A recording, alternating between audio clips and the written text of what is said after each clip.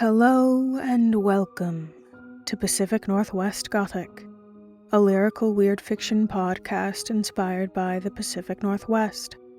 I'm your host, Elsie Clay, and I've been waiting for you.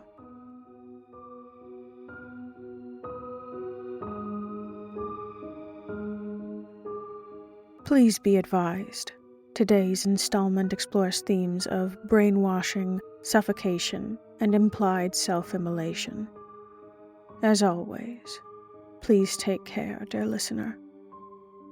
But since it seems you have the time, I hope you'll come sit with me and a friend of mine in the dark for a little while.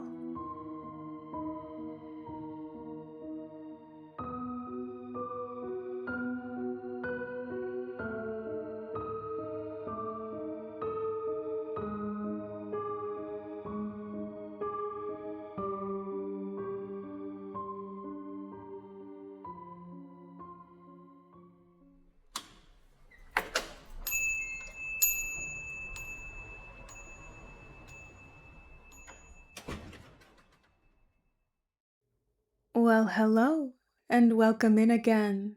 It's been some time since you last rang the bell over my door, stranger. And you looked so somber when you left. I hope my words didn't turn your stomach too much. You know, these thoughts are all my own, and all meant as simple, neighborly advice. Try not to worry so over the uncanny, the larger-than-life ways of existing here in a city so embedded in its strange greenery and soil. But isn't it a beautiful misty morning? Oh, I know some find it gloomy, but you'd best grow used to it and the peculiar way it moves here. It's a staple piece of vapor and scenery here in the valley. A bit of unavoidable background with a life all its own. You see, it's said there lives a longing in the fog here, a taste unlike the condensation spun in other weather systems, a longing to be swept into warm lungs, exchanged for carbon dioxide and exhaled, only to hang in the air again, separated from some small motes of its same self, running oxygen through your veins. Of course, they don't tell you. Why would they ever tell you not to breathe in too much, not to revel in the too sweet solitude of crisp cotton candy air gone bitter and cold? Because most already have, you see. And with the longing, those who savor our fair fog linger like that taste, bittersweet, airy, light until it's sticky on the tongue and feet, and like trapped flies, you all just stick. You'll stay for more, for a feeling you feel like you've forgotten, when you've only ever known the chill of its absence down to the bone. Rain and fog and absent feelings seeping into your clothes, and even after warming by a wood stove, this foreign, nameless loss you can never fully warm from, never fully ward off, never fully thaw out, hums as it settles between your ribs. You'll soon feel the need to walk in the rain without an umbrella, to clamber outside in early morning cold, to watch vapor, thick and sweet and heavy with hunger, hang over you as it hangs over us all. Sometimes you can even feel it watching back, feel it curling down to cling to your clothes, and even so, most will forget what freedom they held before the longing found them. Some remember something. A sobering foundation lay deeper in their bones than the damp and the cold, and they anchor themselves to it as they run, but it's in their breath, you see. Their breaths of hazy yearnings swallowed so long ago begin to siphon out, to collapse and pull on the air in their lungs like taffy, until their fingers hum and buzz and their lips go numb. Oh, but many stay.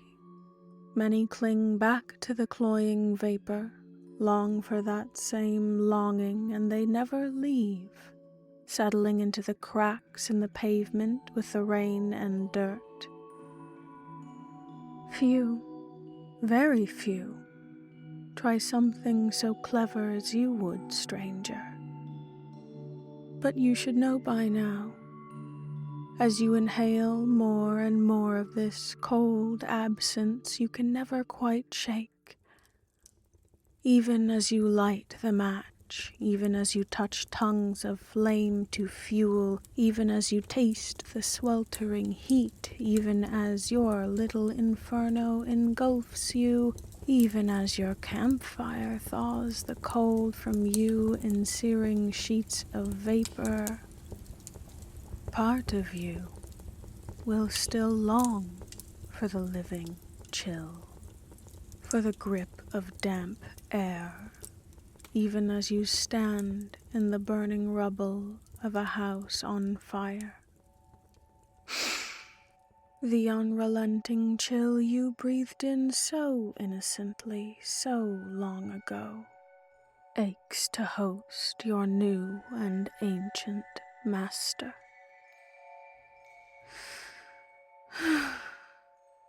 And don't you just wish to see it again now? To taste and feel again for the first time that longing in the fog? To make merriment of misery in this our majesty as misty senses settle between the layers of our tree-strewn skyline? This is all to say. Do be careful what miasmas you savor, stranger. You're so new here. I'd hate to see your stay come to an end so quickly. Now get yourself upstairs and warm up. And stranger, I know you love your candles, but do be careful with those matches. Imagine losing your flat or me losing my shop. What a horrid thought. Truly, stranger. Take care what thoughts you lend the spark of life. Just one spark, and someone could get hurt.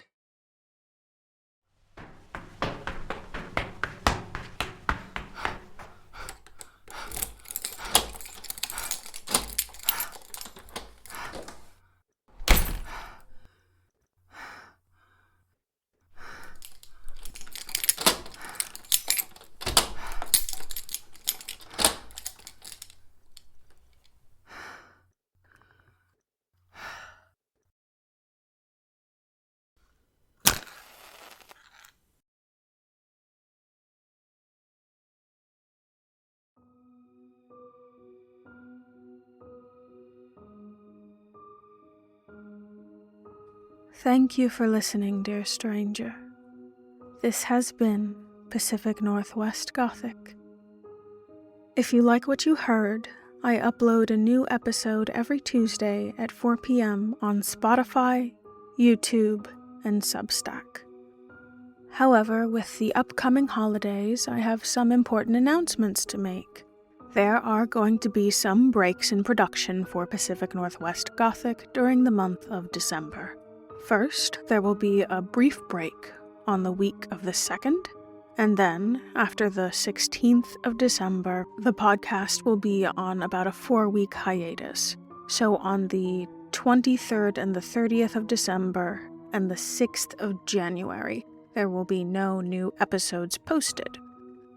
Rest assured, I will sorely miss sharing my work with you from my little blanket fort here in my closet.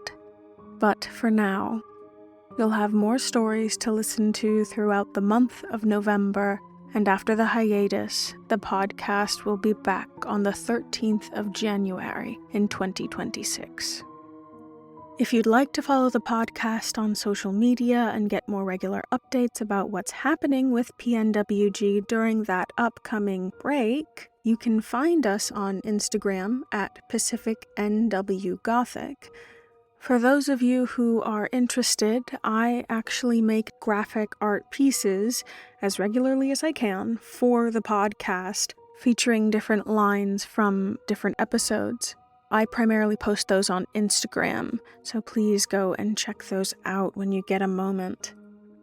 And finally, if you'd like to support me and the work that I do, like, follow, subscribe, share links to the episodes, and though I don't have much up on it yet, you can follow the link in the description to Pacific Northwest Gothic's Linktree, and through that to our Patreon. Thank you again for listening. I'm your host, Elsie Clay, hoping to sit with you in the dark again next week.